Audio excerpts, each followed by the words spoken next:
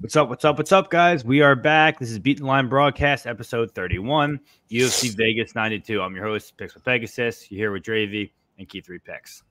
So we're going to run through this one pretty quick. It's obviously the most exciting card of the year.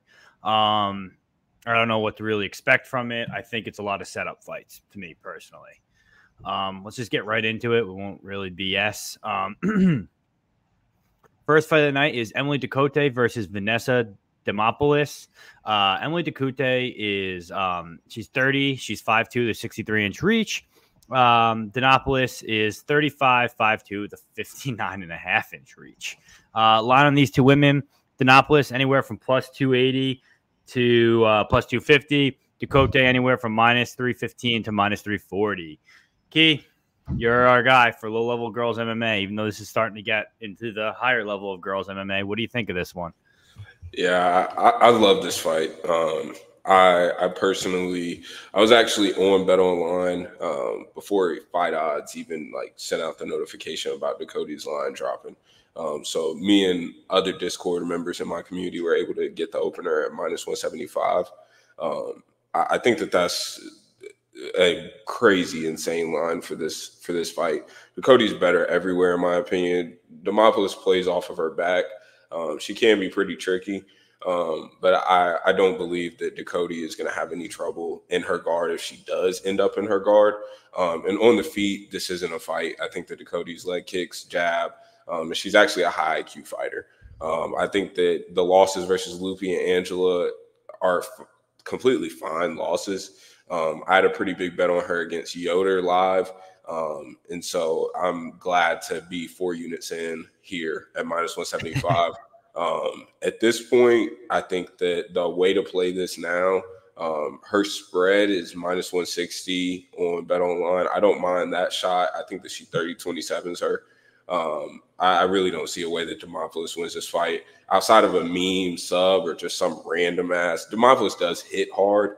But outside of that, there's no process to her game. She's not checking kicks. This is an obvious levels fight. I think Ducote's a genuine top 15 to top 10 girl in this division easily.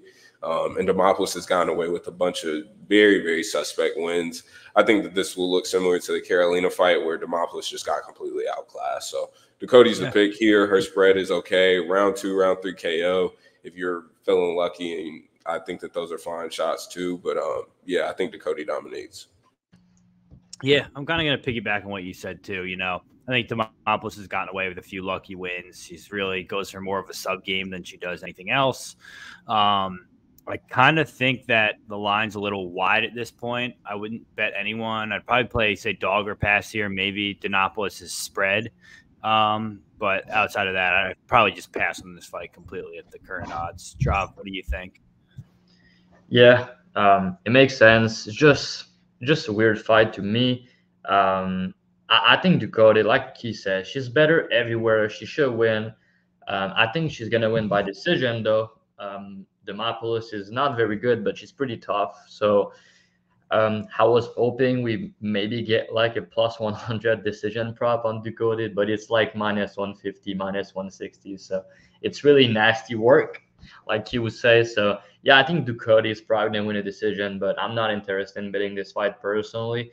Yeah, she has good BJJ to survive the subs. I don't think Demopoulos is going to have wrestling success. And on the feet, Ducote should get the leg kicks going and get her decision win.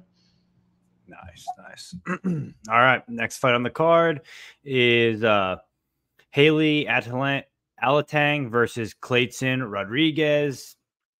We're looking at this fight right now. This is at 135, so Clayton's coming up in weight.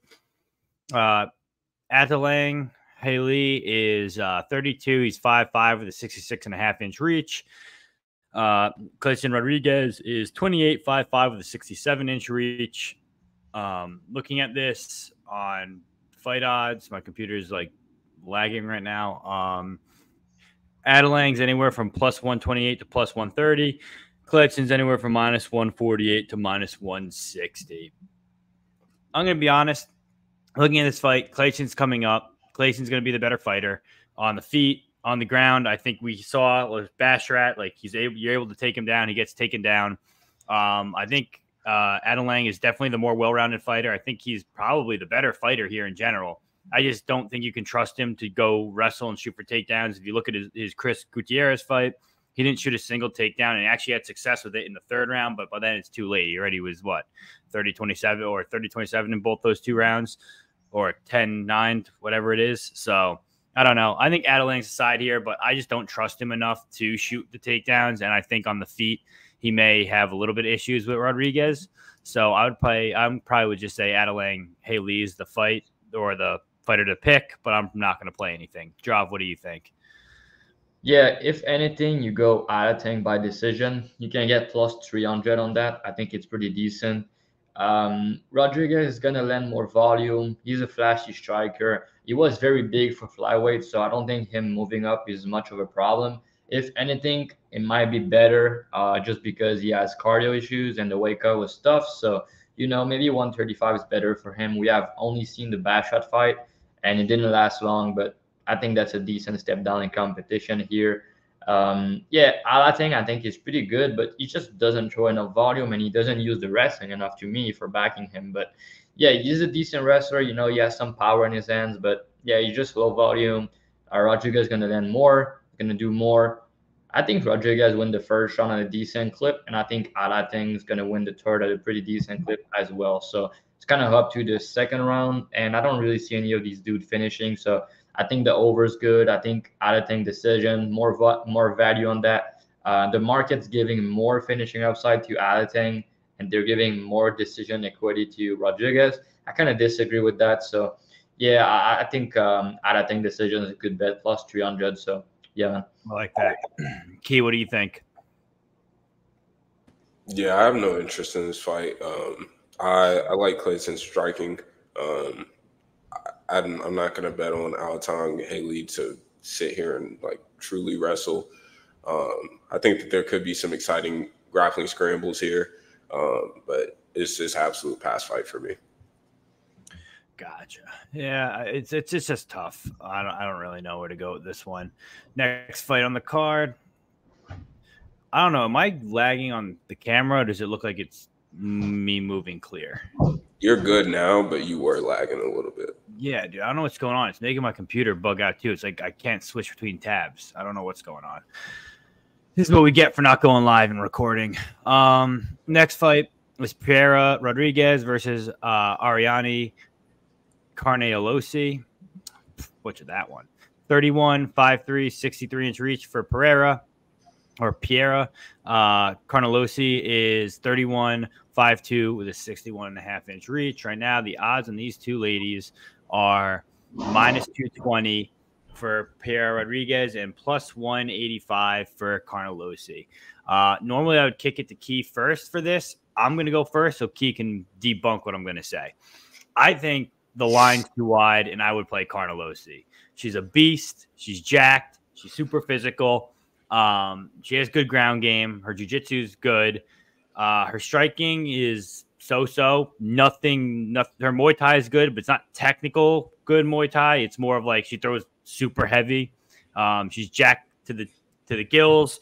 I think Pinheiro uses her strength a lot in fights to, duke out fights and really separate herself from other women. And I don't think she's gonna be able to do that here. I know that I thought I saw online there's a rumor of her having back surgery, Carnelossi, which could be, questionable. And obviously she's coming off of a long kind of layoff here. But I think it's at plus 185 right now. We see plus 200. I'll probably put a unit on Carnelossi here. Key, our expert, tell me why I'm wrong. I actually agree with you here. I think that this is a Carnelossi or pass spot.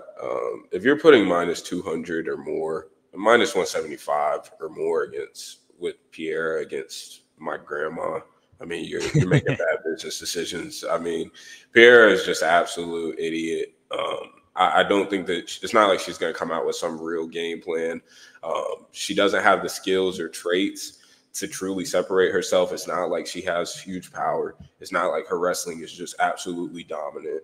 I mean, for God's sakes, I mean, she was playing in Jillian Robertson's guard and openly just fine exchanging grappling with her whenever she was obviously the lesser grappler in that situation.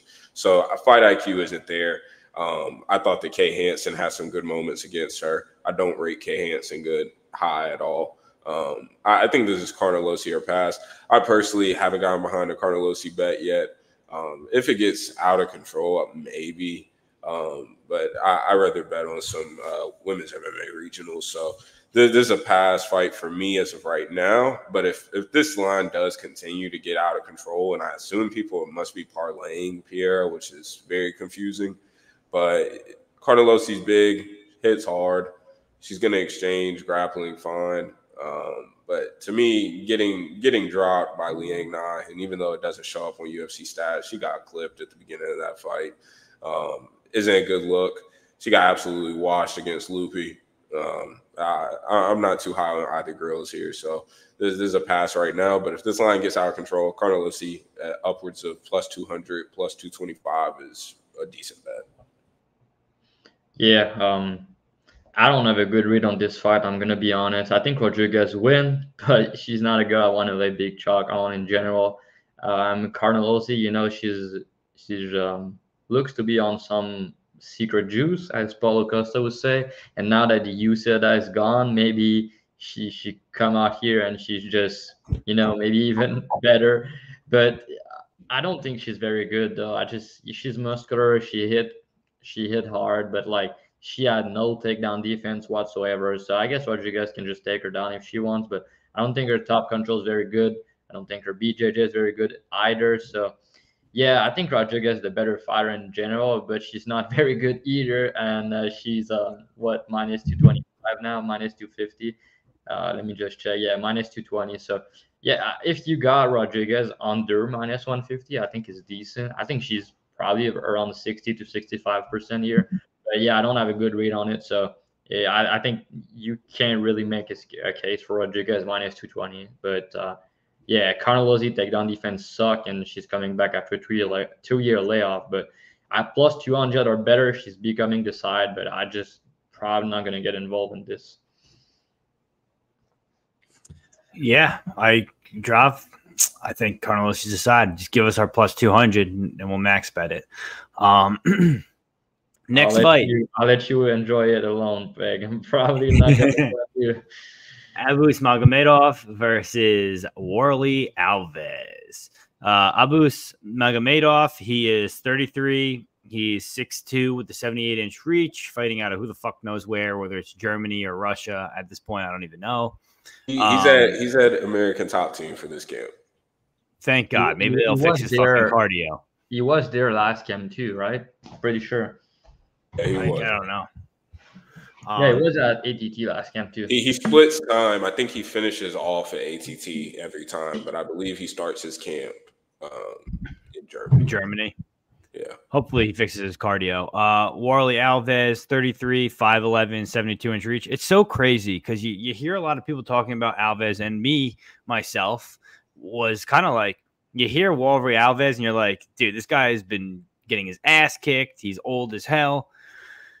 Dude, he's only 33. He's the same age he's actually younger than Abu Magomedov by 4 months. So I guess he on his odometer, he's probably got a lot more fights under his belt, a lot more damage. But I don't know. Everyone's kind of writing him off as old. I, for one, am also writing him off as old. I played Abu in a parlay, as nasty as that is, at minus 275. I think this is a clear setup spot for Abu. The way you kind of look at this, and the way I look at this is, as Dana White. Dana White obviously thought this guy Abu was good after watching his PFL stunts. So he had him come over here. He gave him the Strickland, probably assuming in that main event he's going to beat Sean Strickland. Strickland beat his ass, became the champ. So that doesn't really write much off. Then you look at the next fight, he got Cal Braha. We saw how good Cal Braha is in his last fight. We've seen we know he's good. I'm very high on him. I think Key is too. So I think that, that's a pretty tough fight. So losing there is no shame, but he's probably on one of those 5-fight contracts where now he showed that he can't be a main event star. So they want to get their money's worth, and they're probably going to use him to project other fighters, like set people up against him to beat him, and then they become the next big thing.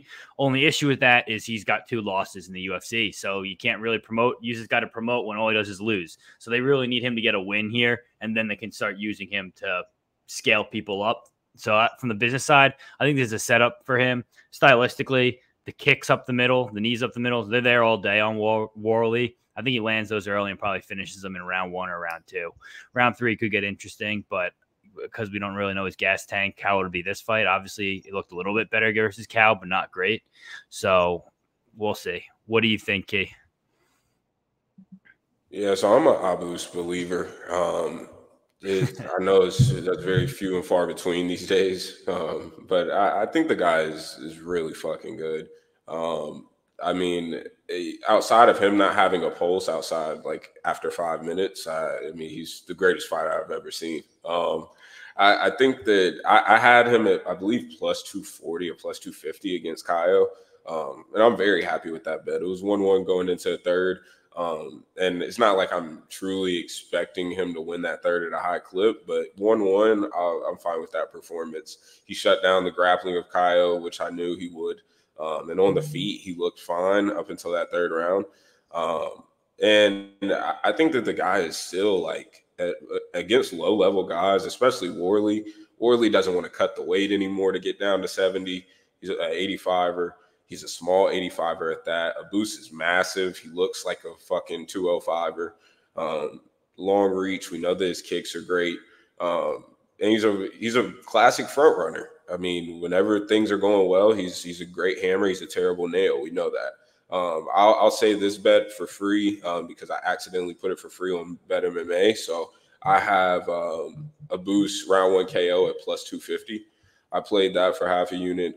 We moved that line this morning all the way to plus 170 on Bet Online, I believe. I think that that's his way of covering this price tag. I also have him in a parlay with Abdullah from PFL, Al-Khatani from PFL last week. I'm fine with the boost here in this spot. I think there's an easy setup. I think that they sort of have to get him a win here. Alves is chinny.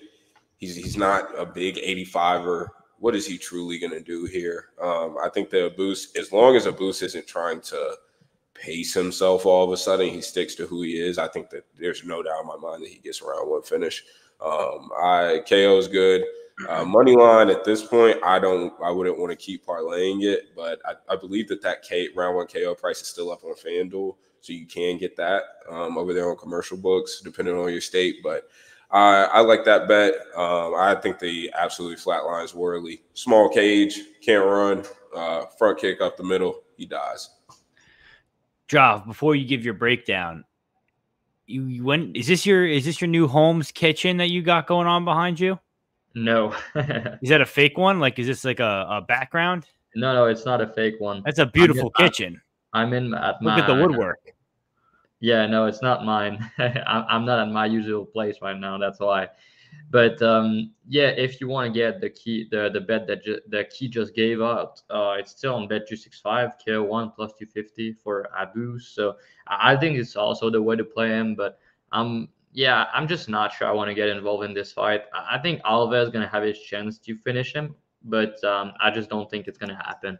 Like Alves in round 1, he's dangerous. He's swing big, but I don't like him at 85 either. I think he's a welterweight. That's what he's known for. And hey, you talk about like you think that he's old. It's because he has been in the UFC for 10 years. So that's kind of why I think people are thinking that. But yeah, I mean, Abus, I don't like his cardio, but I don't like Alves' cardio either. So they're both dangerous in round 1, but Abus just bigger and better, and he hit harder.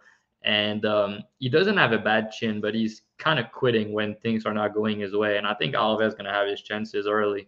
So yeah, I don't like the money line for sure, but I think the KO1's a good bet. Alves is a good grappler. I don't think he's going to get submitted here.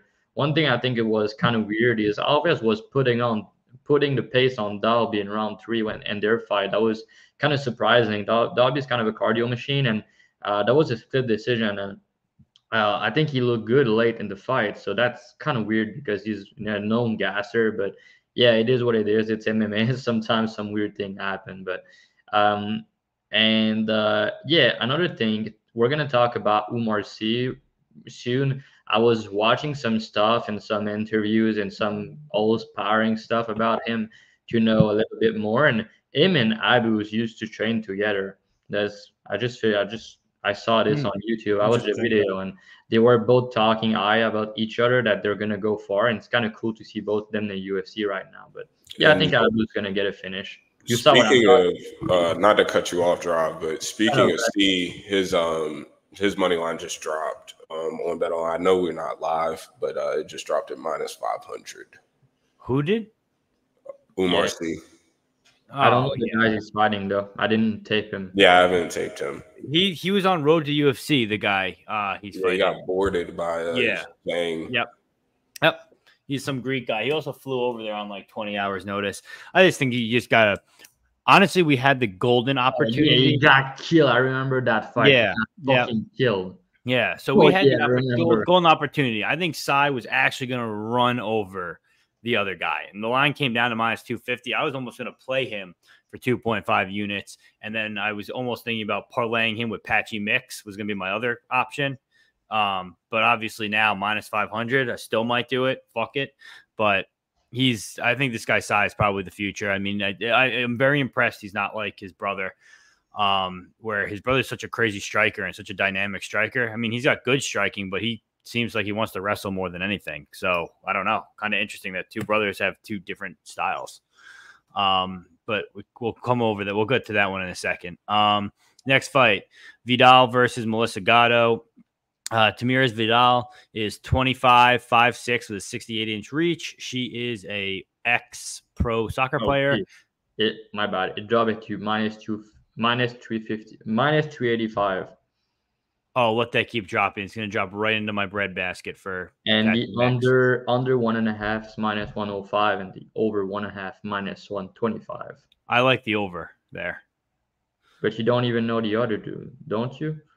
I remember looking at his shit when I was watching Road to UFC. I remember him getting knocked out and being like, "Damn, that was a fluke," and that fight was stolen from us. So I remember having that mindset. I mean, I could go back and look, but I think I favor the over there, to be honest. Back to what I was saying real quick. Tamires Vidal, ex-soccer player. Melissa Gatto, she's 28, 5'5", 69-inch reach. She's 125. This is up at 135. Remember that? So she's coming up in weight. I don't think that favors her here. Odds on these two girls, Gatto is -310. Tamires Vidal is +250. Key, you break us down first. What do you think about these two fight? Is this line too wide at this point? Well, time out. Did you say Vidal was a former soccer player? Yeah, she's a former Brazilian soccer player, professional. What the fuck is her footwork then? Yeah, bro. Horrible. I have so many questions. I never said she was a good one. I'm just saying what her past was. Yeah, I mean, that's insane for her to have that background and be as sloppy. But anyways, back to your question, is this line too wide? I don't believe so as of right now. -310, I think that's fine. It's just really, for me, it's hard to like envision what I'm going to get out of Gatto. I think that she does get takedowns. I think that she does probably end up looking good and gets a sub. But I'm not 100% sure at 135 what she's going to look like. I think she's going to be faster. Vidal is just absolute meme. I played Rendon to have more strikes against her, and that cashed pretty comfortably. I think the Vidal's bad process. It doesn't seem like she takes the sport that seriously based off of her body. The Ramona Pascual, I would pray for a rematch because I think the Pascual actually looks decent in that fight, as crazy as that sounds. But that was just an absolute fluke flying knee. Like, that was just bullshit. I would take Pascual at dog odds again in that fight.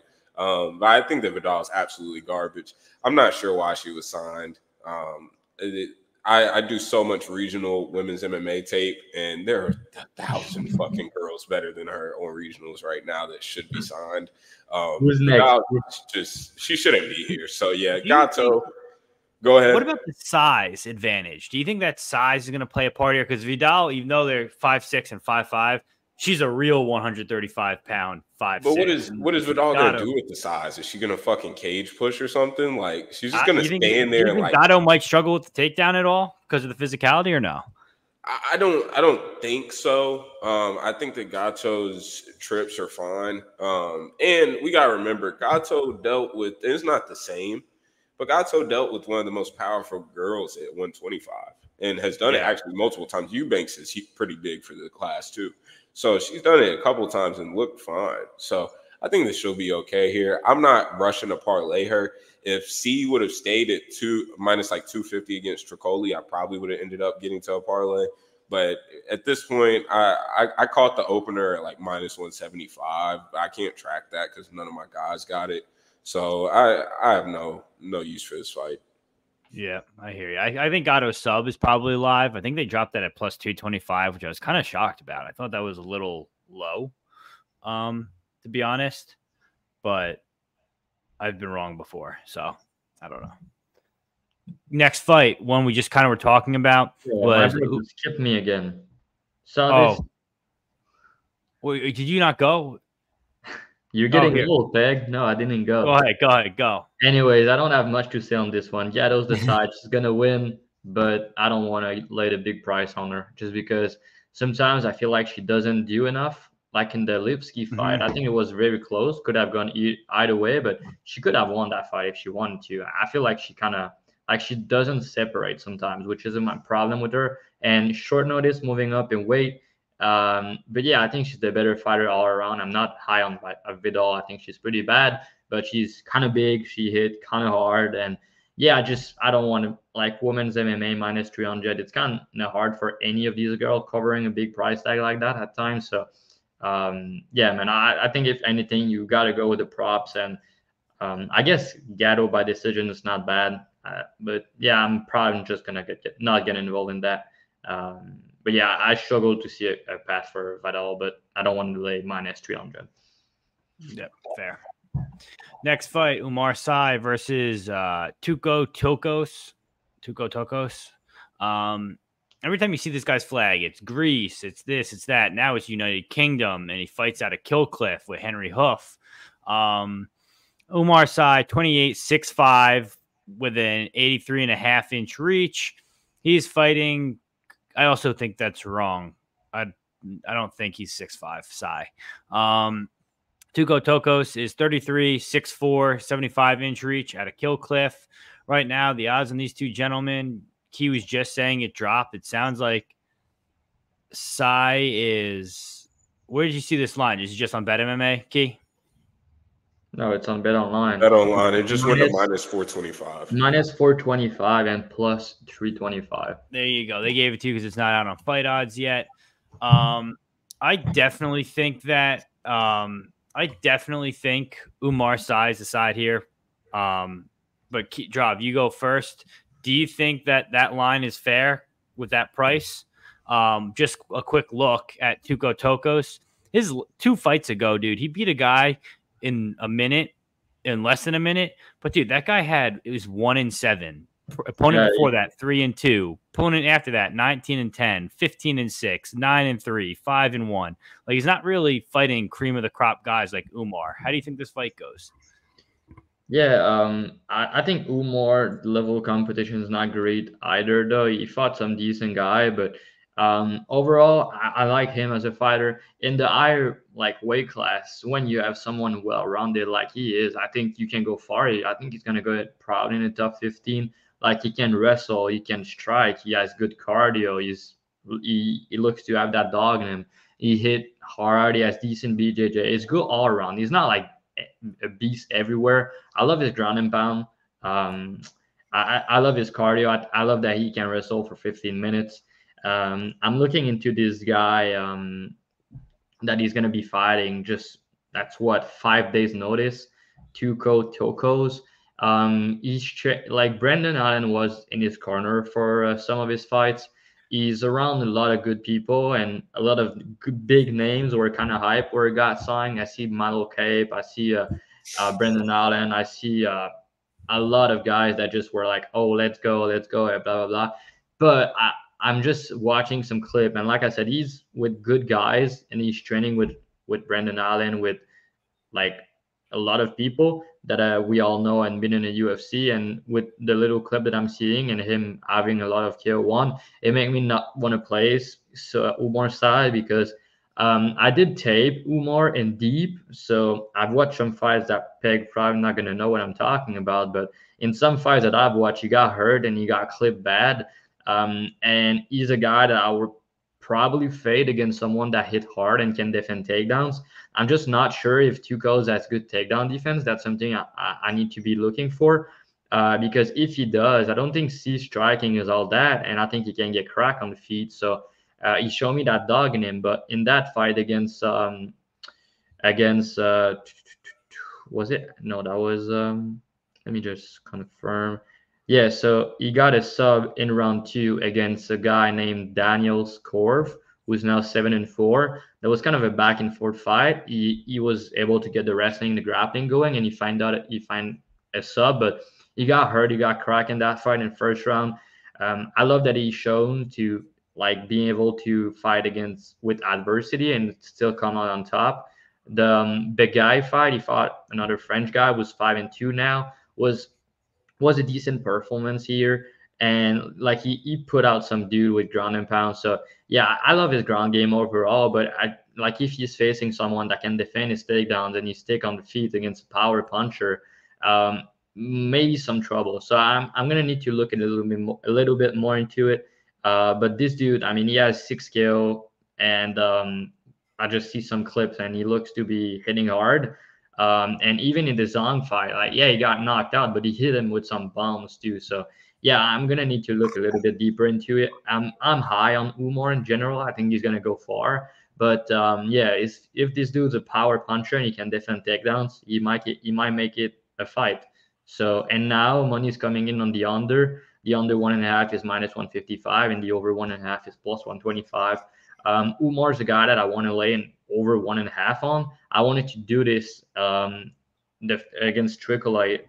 I don't even know how to say his name. The guy that he was supposed to fight was -210 for the over 1.5, and now it's +124. So I need to know if this dude's a bum or not. But yeah, man, I think Umar's probably gonna get this done, and we'll see what the props look like. I'm gonna play that over at plus odds, so I'm just gonna let that be known now. I just got to see where it comes out on normal books at. That might get even better.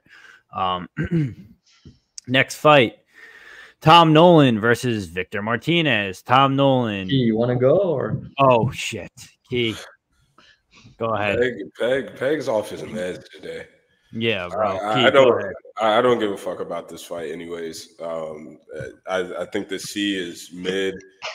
He doesn't have enough finishing ability for me to be willing to parlay -450. I think if he gets down to -250, I'll take a look and like really take this fight. But he's a good wrestler.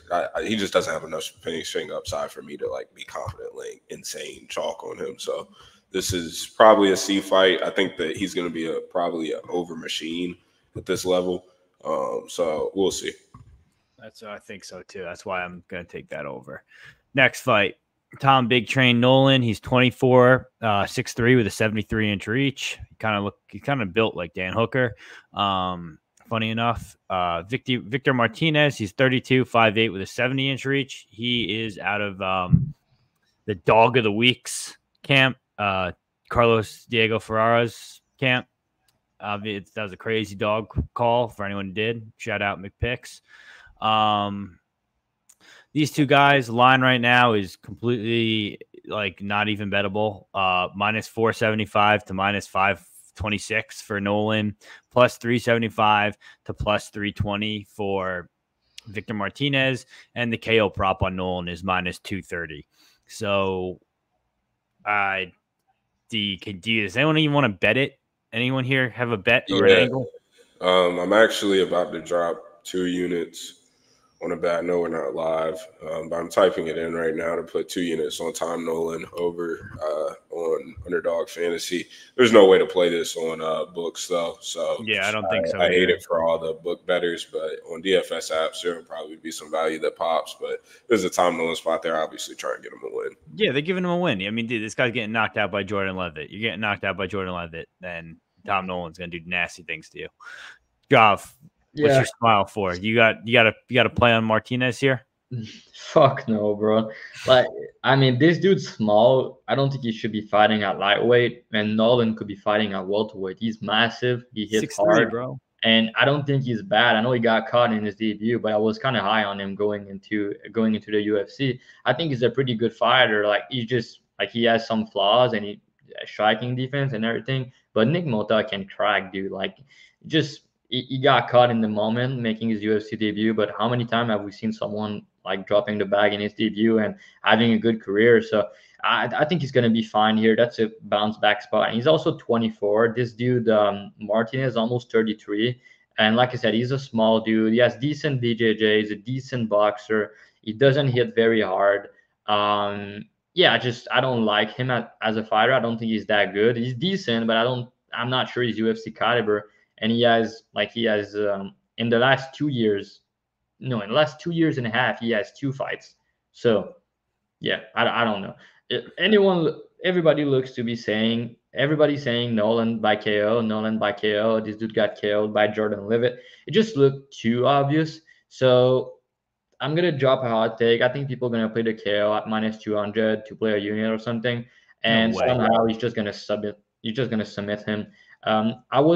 I didn't play his KO in his UFC debut. I think I parlay him against Mota, dude. Like, that was a big mistake. But I didn't want to play his KO because I thought that he has some submission upside just because of his long arm and the way he's going for some guillotine and some original tapes that I've watched. So don't play the KO -200, please. If anything, just try with a sub or try with a round 2 prop. But I don't like the fight. I think he should win, but the price is just nasty. Yeah, definitely. I agree. And also, sub, interesting take. Coming out of that Diego Ferreira's camp, you don't think that guy knows jiu-jitsu or anything? You think he's going to he's a decent grappler, but I think he's going to get hurt, and he's 0-2 for his submission. He's 0-2 in the sub. Okay, so he gets clubbed and subbed off, and we're going to see a Tim Means-esque type thing going on here. Yeah, I think he's going to get hurt and then sub with like a guillotine or something. But I'm not confident in that. I'm not confident in a sub. I'm just saying that if anything, take a shot on the sub. Don't bet the KO at -200. What can go wrong, right? This dude has long arms. He's the way bigger guy, and he hit hard. If he hurt him and this dude trying to shoot on his leg, he might just submit him, Yeah, you're not wrong. Let's start now. I'm just going to do a quick little scroll. What is him by submission? Nolan by submission plus 1,000, dude. Yeah, I know, but I think you probably can get better than that on the other books. Yeah, it's plus 700 on DraftKings and plus 1,000 on Bet Online. Yeah, plus 700 probably accurate. Plus 1,000 or better looks pretty decent. Yeah, might be something to look into. Next fight, Angela Overkill Hill versus Luana Pinheiro. I believe we all got burned on Pinheiro her last fight. But Angela Hill, 39, 5'3", 65-inch reach. Pinheiro is 30 years old, 5'4", the 62-inch reach. Odds on these girls right now, Hill is -135, so money's coming in on Pinheiro here. And Pinheiro is plus 115. I love this spot for Angela Hill. Tell me if I'm wrong, Key. You break it down for us. Yeah, so the only thing with Angela Hill at this stage, for me, is just the age. She has gotten hurt a good bit. Pinheiro fucking swings. I hate fights like these because in my head, I can always make an argument for props on both sides. Pinheiro KO at plus 1,000, in my opinion, is a good bet versus damn near anybody in women's MMA because she just absolutely swings and she hits like a truck. I played her gladly against Hibas, and I'd probably play that same line again. She had success early throwing big, and Hill has been touched early. Now, on rounds 2 and round 3, Hill is probably going to pace the living shit out of her. I'm confident that Hill wins those at a high clip. I can't blame you for taking money line. I personally won't touch this fight. Maybe I'll get behind a round 2, round 3 KO for Angela Hill because Pinheiro does gas really hard. And it's honestly funny as fuck to be death gassing at 115. But she does death gas. And so if Hill puts a pace on her and in a small octagon, it could get tricky round 2 or round 3. But this is most likely a pass outside of like those long shot props for me. So I was actually looking into Angela Hill by decision. That was the bet I had a star next to. But they dropped that line and it is pick 'em, like plus 100. So, and actually it's minus 110 on some books. So like there's not much difference between her money line and that. Big. So I don't have any bets on it. So I was going to say, now that she's minus 135, it's looking like you may as well just play Hill here. But you could probably play Hill and then find a way to play Luana, like you said, plus 1,000 for the KO, because I don't really see Luana winning a decision. Hill is 0-2 to the sub, but I don't think Pinheiro is going to sub her because last fight, Hill looked pretty good on the ground. So I don't know. Maybe you can find a way to play the money line on Hill and then do a little sprinkle on. You do a $25 sprinkle for 250 on Luana by KO. And I just want to say that Dern performance was absolute bullshit. Run that fight back. Like Dern just had like a special ed like retard performance. Like let's be for real here. Like that was bullshit what she was doing. But anyways, continue. Yeah, so that's it for me. Drav, you got anything different here? Yeah, Key. What about Pinheiro KO1 plus 1,800? I think that's a good spot. Wait a minute, Key. You have Bet Rivers, right? I don't. I do. Talk to me. Pinheiro KO1, it's plus 3,300. And it's plus 2,400 on FanDuel. KO1, Pinheiro. Okay, I'm gonna play. I think you might take that instead of the KO straight up, because if she finish ill, it's gonna be in the first round. I'm confident in that. Like ill, like you said, she's getting caught in the first round. I think against Lemos she did. Against Gomes she did. I backed her against Gomes. And she's just a tough chick, man. Like she's very hard to finish. But Pinheiro, like you said, she land bombs early and she's alive. So yeah, if you go KO1 at plus fucking 3,300 plus 2,400 for Pinheiro, how can you go wrong? I'll give, like, everybody's saying the same stuff on every breakdown probably for this fight. So just drop 0.25 unit on Pinheiro KO1, 0.25 unit on Il KO2, and 0.25 unit on Il KO3. It looks like you have some chance to make some big ass money, and you're not even laying a unit. I feel like it's probably the way to go. But yeah, I think Hill's very live to finish her in the last two rounds. She goes to the body a lot of knees to the. Bro, why didn't you play the plus 3,300 that I just talked about? That is KO round 1. It's plus 2,400. Yeah, but on Bet Rivers, it's plus in Connecticut we don't have Bet Rivers. We don't have Bet Rivers in Connecticut. Oh, okay.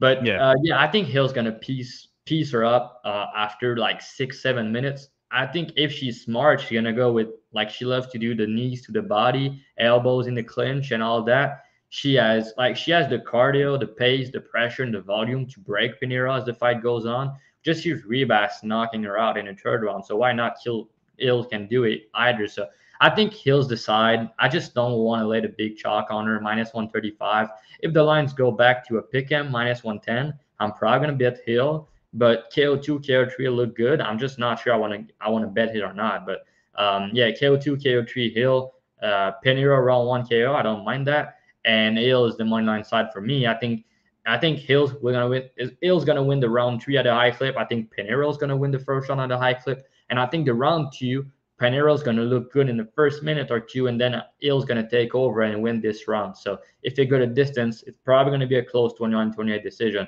So are they going to give it to the 29-year-old girl that has lost a shit ton of split decision? You know, Waterson Gomez against Pinheiro is a good example of that. I bet Pinheiro in that spot. Let me tell you something. I got lucky as fuck. So, yeah, I think Hill's going to beat her, but I'm not sure if I want to bet this fight or not yet. Yeah, I just showed you. I bet that. I may take Hill, like you said. I'm going to just watch this line. If it gets closer, I'll probably play her Hill. But if not, I may end up figuring out some math and playing around with it. Next fight, Adrian Yanez or Yanez, Adrian Yanez, 30, 5'7", 70-inch reach, fighting Vinicius Salvador, 27, 5'7", 70.5-inch reach. Right now, the odds in this fight are Yanez minus 375, minus 400, Salvador plus 310 to plus 270. I'll go first just because mine's quick. The guy I practice under for jiu-jitsu, Vinicius Salvador, actually finished him a few years ago through a body shot in an early MMA. My coach is a jiu-jitsu all-star. He's not a MMA guy. He just was, I guess, dabbling in MMA, and he ran into Vinicius Salvador. I think Yanez, he's live for this is like a setup fight. It has to be a setup fight. Vinicius is also coming up in weight. Again, this is a flyweight coming up to bantamweight. They're kind of setting him up here. Vinicius has never really looked great or impressive. He's obviously always live for that KO, but outside of that, I don't think anything special of him.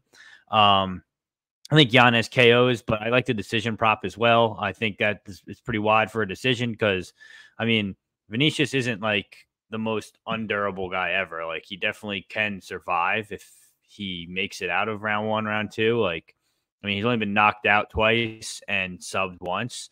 So he's 0-3 in decision. So I think the decision may be the better play here, especially coming up in weight. He's probably going to be a little bit more durable. Drav, what do you think for this one? You muted. I think he's getting knocked the fuck out. Okay, fair enough. Key? Like, that's a massive step up in competition for Salvador, up a weight class, and that's a massive step down in competition for Yanez. And yeah, Salvador used to be a bigger guy at flyweight. He's not going to be the bigger guy here. They're going to be around the same, like 5'7" and 70. Same height. They're going to be very similar. He's not going to be using that. And I mean, dude, he had a war with Shannon Ross on Contender Series. Remember that? He had a war, you know? Like, war with Shannon Ross. Imagine that. And then he didn't get finished, but he fought Altamirano and CJ Vergara. These dudes are not finisher. Yanez is knocking these dudes out. The guys that don't belong in him, they don't belong in the cage with him, he's knocking them out. Like, the only guys that he didn't knock out in the UFC that he win was Davy Grant. But Davy Grant, we know he's a tough dude. Yeah, Salvador is not good. He doesn't belong in the UFC. And yeah, he's weak to the body. Yanez is going to put it on him. He's going to go to the body, goes on top, and he's going to knock him out. That's a bounce back spot for him. Should be an easy win. And dude, Peg, you probably didn't watch the original for Salvador, but this dude got knocked out cold. He got knocked out cold a couple times, 2 times. Did he? On the regionals? And yeah, you didn't watch that. I know you didn't. He doesn't have a good chin. And he just didn't fight. He didn't fight good guys with power recently. But you think he's gonna be more durable? Yanez is gonna hit way harder than these flyweight that he just fought, and yeah, he's gonna get fucked up. What is the Yanez? Yanez by KO. Oh, you just said you like the decision, bro. No, I'm just gonna tell you the line is. So Yanez by KO is minus 150. Are you really gonna play a minus 150? Play at minus 110. You're just gonna shop. You got to shop, bro. I play at minus 110, and just like Yanez is minus 375. The fight doesn't go is around minus 260, and I think the most finishing upside on the entire fight is Yanez KO, and you can get it at minus 110. That's how you should cover his price tag. I think he's going to put him out in the first 2 rounds. Nice. Well, I wonder what's Key. You go. I'm just going to take a quick look into round 1, round 2 KO for Yanez. Yanez round 1. He's like, he can't win a decision, you know. Nah, I think that this is an easy Yanez spot. I played KO minus 110. I've also played through DFS apps too for an additional 2 units. So this is a very, very, very simple spot. If Yanez isn't knocking him out, then we need to send Yanez to a fucking psychiatrist or something and figure out what's going on, because this is a setup spot. So what? Now you guys all want Peg to play minus 110, huh? That's what you guys want Peg to do. That's what you really want Peg to do. He's minus 115 on and draft. Then he's gonna win the decision. He's like, "Oh, I told you guys." Yes, I will, and I'll clip it and I'll put it on Twitter. The clip. Yeah, I that's fair. I mean, it's a setup fight. Like I said, I think a lot of these fights are setup fights. Honestly, I think the next fight is kind of a setup fight too, if I'm being completely honest. But I'm on the dog here. Next fight is Ramiz Brahimaj versus Temba Gorimbo. Ramiz Brahimaj is 31, 5'10" with a 73-inch reach. Temba Gorimbo is 33, 6'1" with a 77-inch reach. Odds on these two guys right now, it's coming closer. Temba is anywhere from minus 135 to minus 145. Brahimaj is anywhere from plus 115 to pick 'em. I played Brahimaj. Go back to the AJ Fletcher tape, the sub series that Gorimbo got caught in when he was on his back was disgusting. He looked like he had no idea what he was doing for a guy who grapples. And you're going against an IBJJF champion and a much better wrestler. Striking probably is gonna maybe favor Gorimbo. Ramiz has had a lot of time off. I played Ramiz plus 150, but honestly, at these current odds at plus 110, I don't really like it anymore. I would probably play Temba Gorimbo at minus 135. Like, I think that's like one of those things where you see the line come down. Now you want to bet the other side. Obviously, the UFC wants Temba Gorimbo to win. They had The Rock do like a whole thing for him if he bought him a house. Like, they're kind of trying to push this guy up. We've seen, Brahimaj, like, he looks good in round one on tape. And then, kind of after that, after round one, things get a little sketchy for him. I think now that he's down at Fortis MMA, he'll probably have a better game plan because he's not out of the Bronx anymore. Obviously, he's got all his wins. He was at Fortis MMA for a long time. Was he? I thought he was out of that Tiger Schulman's in the Bronx. Was that just when he started? Yeah, I think so. He was Fortis for a long time. Gotcha. So either way, I mean, you can watch him lose his ear in the Max Griffin fight. Court McGee dominated him, but Court McGee is like a pretty good wrestler, but he's fucking huge. You look at him wrestling against Court McGee. Court McGee, look at the size of Court McGee's fucking back when he's pushing him up against the cage. That's like, I mean, if we're being honest, it's a very bad matchup for him. Yeah, I agree. So I think this is a better matchup for him. I honestly was waiting for the sub line, but I kind of just ended up on the money line just because I saw it was like coming down from where it opened. So I jumped in on the money line and was going to wait for the sub line. I think the sub now is, I don't think the sub had too much value on it, if I remember correctly. By the way, Umar sees minus 285 now. Interesting. This is going to get a little ugly for me, isn't it? So you could get the sub line for Brahimaj. Literally, it was plus 165. You're gonna be like, oh shit, why do I have fucking 10 bets again on this shit? Yep, it's gonna be one of those cards again. So I looked at Brahimaj sub. It's plus 165. I got plus 150 on the money line. So like they're kind of showing you exactly what they think. I mean, the guy's 10-0 to the sub. He's a really good grappler. Trembo has been sub before against AJ Fletcher, who's not in the UFC anymore. I think this is pretty straightforward from that aspect. I don't know. I think I'm just going to play the dog here, but at these current odds, I do think Gorimbo is the side at minus 130. Drav, what do you think? Or Key then Drav. Yeah, I played Brahimaj. I dropped that on Twitter as a free bet at plus 150. I think he's playable at all dog odds. I think he's the better grappler here. He has the better credentials grappling. It does scare me that he's coming off of a spine or like neck injury. But at dog odds, I'm willing to take narratives on the chin and sort of move on. I think that he's a better grappler. I think he's a better wrestler. Gorimbo is offensively a fine grappler, even though I think that he still rushes positions. But defensively, he's not good. I mean, going for leg locks is not going to fly versus Brahimaj. I think on the feet, Brahimaj has a decent jab.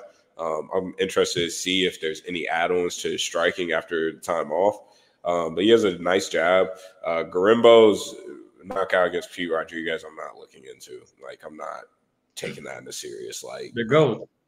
Yeah, fuck out of here. So I think that Gorimbo is probably going to end up getting a little too sloppy. That he falls off the back or something crazy. Brahimaj grabs up a quick sub. I think the guy's strong as shit. I think he can actually wrestle. At dog odds, it was a no-brainer. Nice. Drav, how about you? Yeah, we all agree on this one. I think he's the side as well. Yeah, Gorimbo. I don't know if you guys watched the fight versus Ferreira in almost in 2022. The fight that almost the last fight before he got into the UFC. That's an important fight because he fought a guy that just wrestled and grappled him, and I think he didn't even win a round in that fight. So that's kind of important to see because like he was trying to kick him and the other dude was just catching his kick and taking him down over and over again, and he was just grappling fuck him for the entire fight. Yeah, Gorimbo, I don't think he has good takedown defense. I think he has poor get-up game. I don't think he has good grappling defense. When he's trying to rush, he's doing a lot of mistakes. And Brahimaj is the best grappler that he ever fought. He got caught in a guillotine against Fletcher. Brahimaj has a good guillotine of his own. And yeah, Brahimaj is gonna pressure him. He's gonna. I know he has only submission win on his resume, but he has some power on the feet. He pressure and his wrestling is good. So there's no doubt in my mind that he's going to be able to get takedowns here. And when he does, when he gets on top, he has decent ground and pound, good top control, and he's the way better grappler. Gorimbo's going to do mistakes, and I think he's probably going to get submitted. On the feet, at distance, I'm a little bit worried. I think Gorimbo's better at distance. I think he has some power and he's long. He's live to bonk Brahimaj. It's possible. I don't think it's super likely. Like, I think people are overreacting to this dude just knocking out P. Rodrigues, but he has 2 KO in his entire career, and he has a lot of fights. So not because he just knocked out P. Rodrigues that now he's a power puncher. Brahimaj, I don't think he has like the best chin of all time, but he's a tough dude. Like, he has that dog in him, I love that. I know his cardio is not the best, but Gorimbo cardio is not the best either. So I think it's probably going to be a close fight if there's not a finish, but Gorimbo's going to try to wrestle him. Gorimbo's going to shoot takedowns, guys. I'm sorry, but if Brahimaj is not able to get him down for some reason, I'm pretty confident that Gorimbo's going to try to grapple with him. And when he does, he's going to get reversed. He was getting reversed again and again, over and over again. Even Sato, he beat his ass in first round, and then in round 3, he's on top, and somehow Sato's reversing him. That was a bad look, bro. So this dude, he has a win over Sato, who was not in the UFC anymore.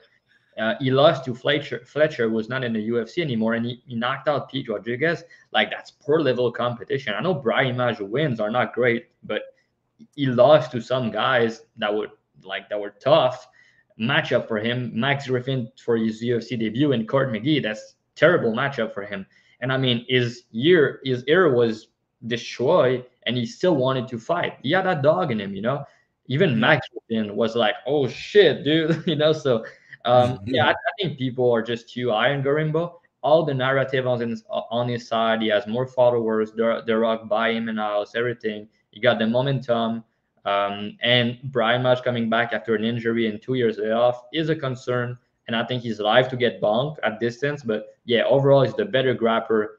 This fight's going to take place on the ground. And Gorimbo's too sloppy, make a ton of mistakes, and I think he's going to get submitted. Gotcha.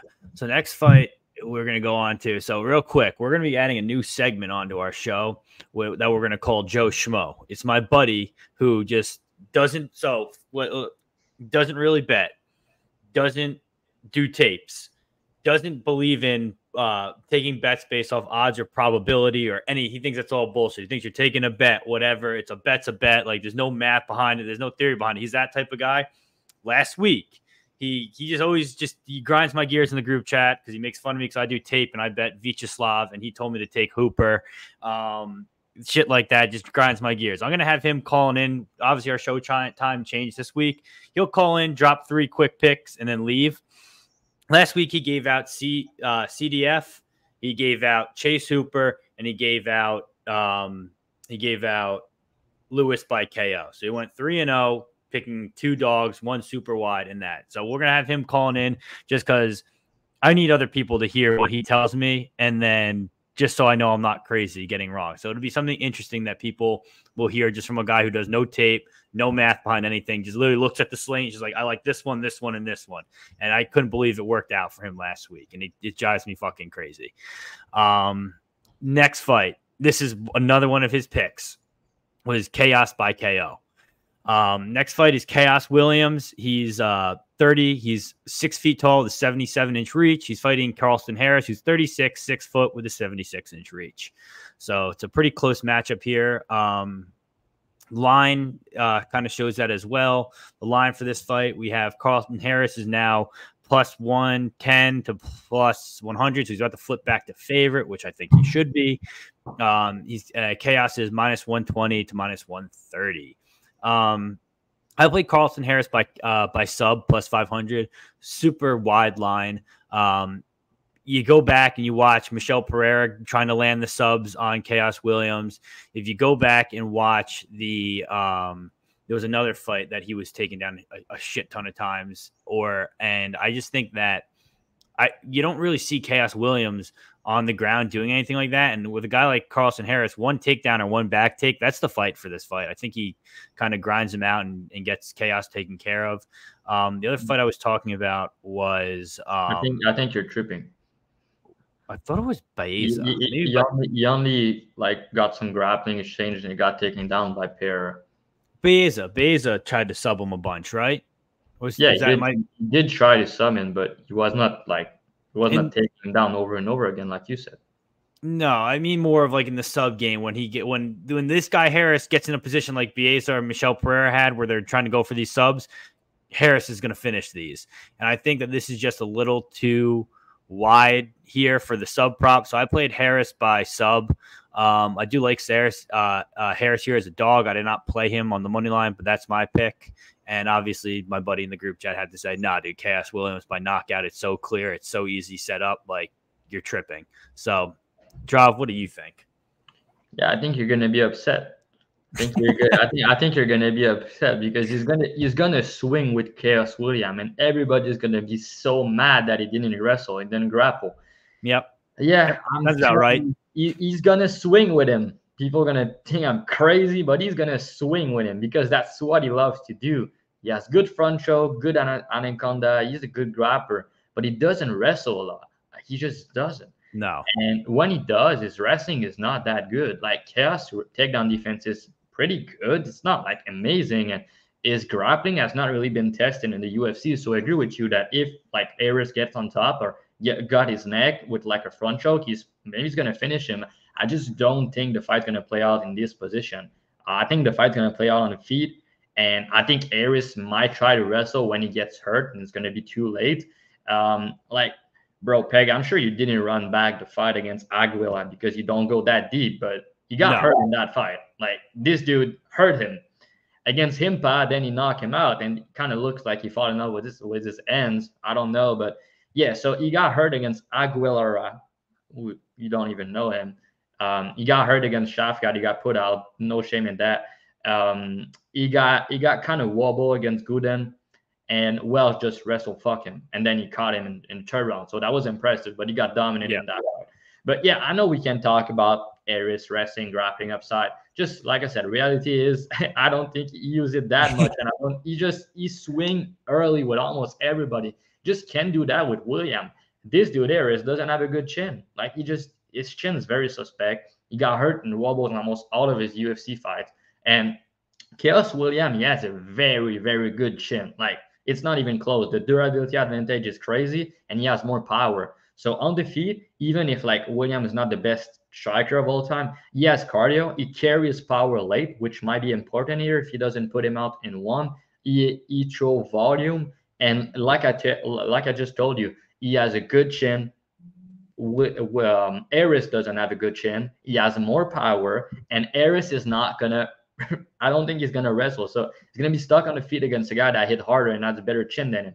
And yeah, arguably you can say that Chaos Williams is 7-0 in the UFC, because I know some people said that he beat Randy Brown, which I think it was very close, and some people think that he beat Michel Pereira.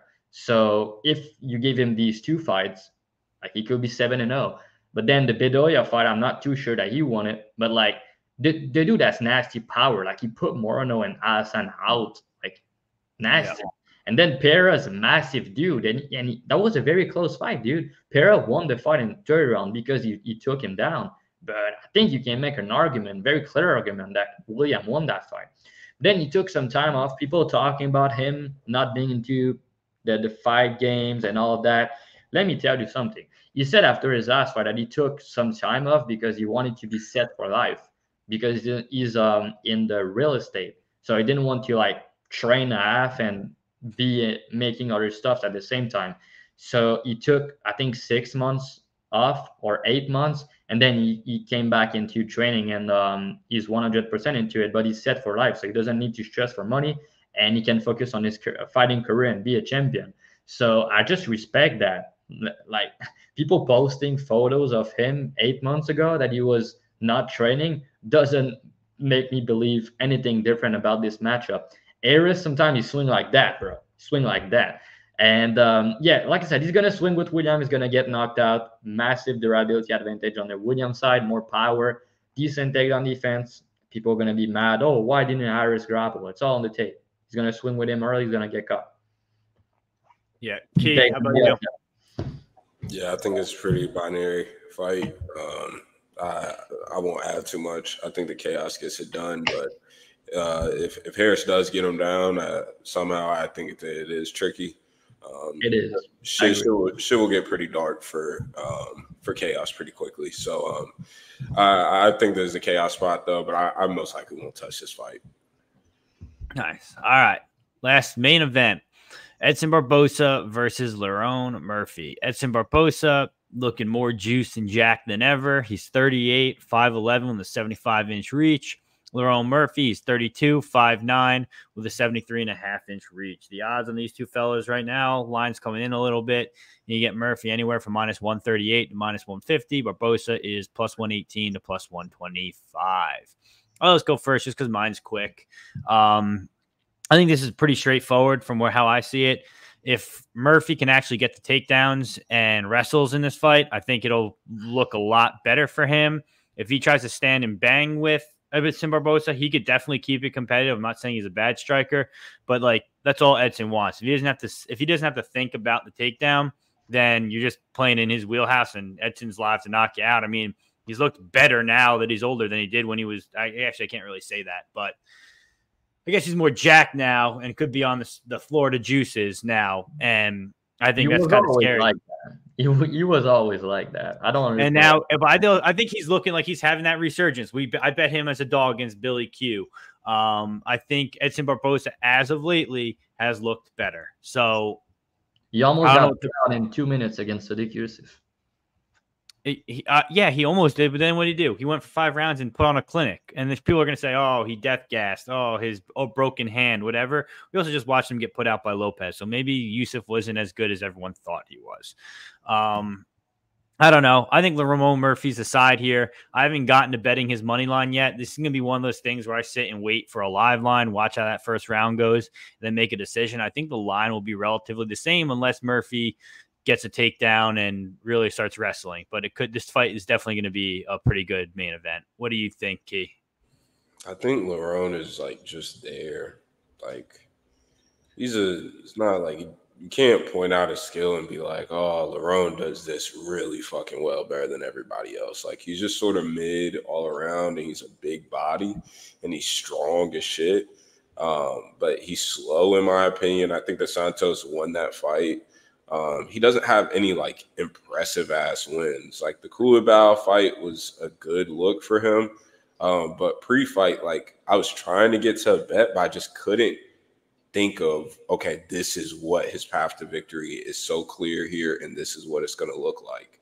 I think he just sort of finds ways to win, which is, I mean, a great trait. Like that's not to diss him. I think that's a solid trait to have and one that you need at a high level. But I'm just not sure how he wins here. Like, it's not like, oh, you can tell me that Lerone is just this great wrestler that's going to get top time. I think he sort of just wins by being like a live body there. Barboza is probably most likely, just like the rest of these Brazilians, will be good acai, especially with USADA going.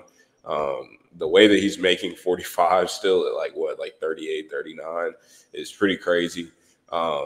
and he looked good late against Yusuf, and that was just super surprising after almost getting deaded early on. So hats off to the old man. I can't get to a bet here. If this was Pick'em, I think that I would probably get to Lerone just off of youth, being a live body. He doesn't really make a ton of mistakes. It's just that he doesn't pop out and he doesn't separate himself a ton. So for me, it's hard to back him at chalk. But if it got to pick him somehow, I would play that. But I'm most likely going to pass on this fight. Yeah, take us home, Drav. I argue with you, Key. I don't have a strong read on it personally. To add on what you just said is, like, that's a step up in competition for Murphy, and that's his first 5 rounders in the UFC. So I don't really want to get involved at chalk. We know how good Barboza is, and I'm not too sure about how much wrestling upside Murphy has in this fight. I think they're going to stand and bang for the most part, and Barboza's fucking good striker. I just feel like he's a little bit fragile these days. No, Murphy is more durable. He's younger, and yeah, I think he's a pretty good striker. He's undefeated, so I think Murphy's going to win this fight. I'm just not really willing to lay big chalk, like any chalk on him. So it's a prove me spot for Murphy. I'm going to root for him. I love him. I back him in his last fight, and I bet Santos against him, dude. Was like plus 200 or something. I was so mad at him, but now you got my money back with Gorimbo. So yeah, I think he's a pretty good fighter, but yeah, that's a big step up. And Gorimbo and Barboza, they don't strike the same. So yeah, it's gonna be a good fight. I'm not sure over under. I think Murphy win, but I don't like the odds for him. Like if he was plus 100, I think it's a bet, but not at these odds. That's funny. The way you said I love him was quite passionate. Drav. It was very passionate. So I feel like you may be feeling for him on this one. Just to be clear. All right. So forward to the BTL parlay. We want to talk real quick. That's the card, guys. Thanks for joining us. Leave a like, subscribe to the channel. We appreciate it. Follow Twitter as well. All our Twitters are in the YouTube's bio. We're going to change things up a little bit. I think what we're going to be trying to do moving forward is dropping episodes for fight nights, unless it's a good fight night like St. Louis. Odds are we'll probably be doing a live or a recorded episode like this on Monday, Tuesday, just to drop it and get it out so you guys have content for the week. Lately, we've been doing obviously Wednesday night at 7:30. By the time we post it and everything, it's already Thursday morning, and now you only have Friday and Saturday to watch it. We want to get the video out there earlier, maybe get more views, get people watching it more, give people more time to watch it and think about bets. We may be before the props. Sometimes maybe we won't. We'll always give our leans for props because obviously we won't have the lines in front of us. We will still have guests and live viewings for every pay-per-view or a really good fight night. But outside of that, we're just going to go towards a pre-recorded video early in the week. For whatever reason, you guys decide like, hey, we like hearing you guys and hopping in the chat and talking to you more often than not. Leave those comments on our Twitter. Leave those comments actually in the comment section of this video and let us know that you want to hear us live. Because if that's the case, then we will we'll change it up again. We want to hear what you guys think because we're kind of just going to try this out and see how it goes. For whatever reason you guys like it more, we'll leave it. If you guys don't like it, then hey, forget about it and we'll come back to doing our normal stuff. The market's just becoming a little saturated with live videos. So we kind of wanted to try and differentiate ourselves a little bit. That's our spiel. That's what's going to go on moving forward. Leave a comment below if you disagree. And obviously we listen to you guys. We like doing this every week. It's something we enjoy to do. I know you guys like our content too. Like, subscribe, stuff like that. Now let's do the BTL parlay. Drav, you go first. Yeah, the over 2.5 for Alateng and Rodrigues at minus 200. All right, over 2.5 at minus 200. Okay. Key? I'll do a boost and Wardley's under 1.5 and minus 135. Okay. Abu Alves. Okay. And then I will do.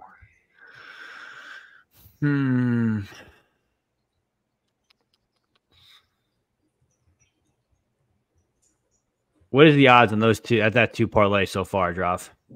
Don't be a pussy keg. Plus 161. Oh, okay. I was gonna say I was about to give Yanez money line. Get the fuck out of here.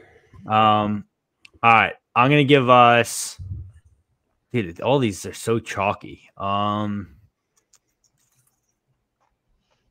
gonna do Angela Hill money line. That's what I'm gonna do. Angela Hill minus 135. Plus 353. Guys, 353. Also, our BTL parlay last week was so close to hitting at plus like what 750 or whatever it was. Yeah, man. Only missed by one leg. Yeah, fucking Slava Claus, man. Fucking dude. Chase Super put it on him. Respect. Yo, honestly, I respect the fuck out of that. Honestly, if I'm gonna lose a bet, I'd rather the guy just get destroyed. So it is what it is. Chase looked, honestly, he knocked him out, or he knocked him down on the feet and then finished him on the ground. I mean, I will say Vyacheslav's sub defense and wrestling and kind of quote unquote get up game or whatever he was preventing didn't look that bad. I would have expected him to get subbed in round 1. I'm surprised he was able to, do all that. But hey, that's just me. All right, guys, that's the show. Obviously, on Pegasus Picks. Join the Telegram. All the picks are free. You guys, what kind of specials are you running?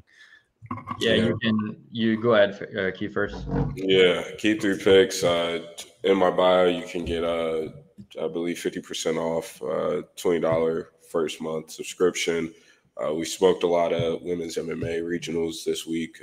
It's a pretty big slate for us. So, join Discord full of smart guys. We have a lot of fun, live bets, DFS cores, everything, DFS apps, all of that. So, I'll pass it to Dravhy. Yeah, I don't have a lot of action this week. I have one bet for Bellator or PFL, whatever you want to call it, and I have 3 bets for UFC. Just going to snipe some spot that I like, but we're just not going to overthrow and have a lot of volume this week. But I think we're going to have a good week. We pick our spots carefully. I think this card's tricky. And, you can follow me on Twitter, Dravhy_. You can follow me and join my dub club. It's linked in my bio. And, man, let's keep running. And don't forget to like the video, subscribe to the channel, and we'll see you guys next week. Yeah, guys. All right, that's the episode. Thanks for joining us. I don't think we have a card next week. I think next week we're off, and then we go into Makhachev Poirier. I think. Yeah. Yep. Well, you're right. I didn't know that. So we'll line up a guest. We're off next week, and then we'll bring in a guest, and we'll be live probably our normal time unless things change and we decide a different time. But we'll find out then, and we'll leave it on the Twitter. All right, guys. Thanks for joining us. Peace.